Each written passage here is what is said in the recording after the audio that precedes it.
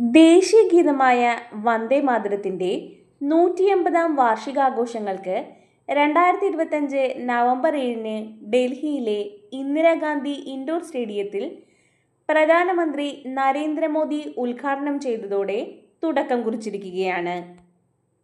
180-ാം വാർഷികത്തോടനുബന്ധിച്ച് നവംബർ 7 മുതൽ ഒരു വർഷത്തേക്ക് രാജ്യവ്യാപകമായി പരിപാടികൾ സംഘടിപ്പിക്കാനാണ് കേന്ദ്ര സർക്കാർ തീരുമാനിച്ചിരിക്കുന്നത്.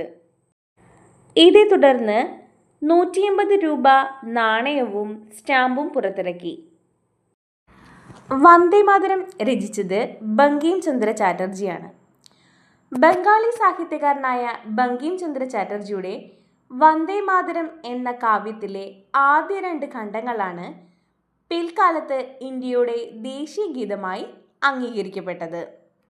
ബംഗദർശൻ എന്ന സാഹിത്യ പ്രസിദ്ധീകരണത്തിൽ 1875 നവംബർ 7-നാണ് വന്ദേ മാതരം ആദ്യമായി വെളിച്ചം കണ്ടത്.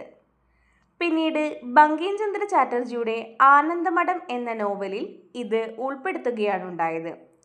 1882-ലാണ് ആനന്ദമഠം പ്രസിദ്ധീകരിക്കുന്നത്.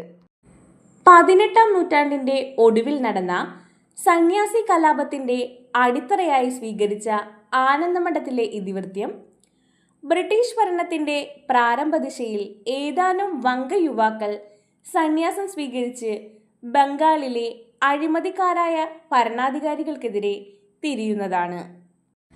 ചരിത്രപരമായും രാഷ്ട്രീയപരമായും നോവലിനേക്കാൾ പ്രസിദ്ധിയും പ്രാധാന്യവും നേടാൻ വന്ദേ മാതരത്തിന് കഴിഞ്ഞിട്ടുണ്ട്. വന്ദേ മാതരം ബംഗാളി ഭാഷയിലാണ് രചിക്കപ്പെട്ടതെങ്കിലും സംസ്കൃതത്തിൻ്റെ സ്വാധീനം വേണ്ടുവോളമുണ്ട്.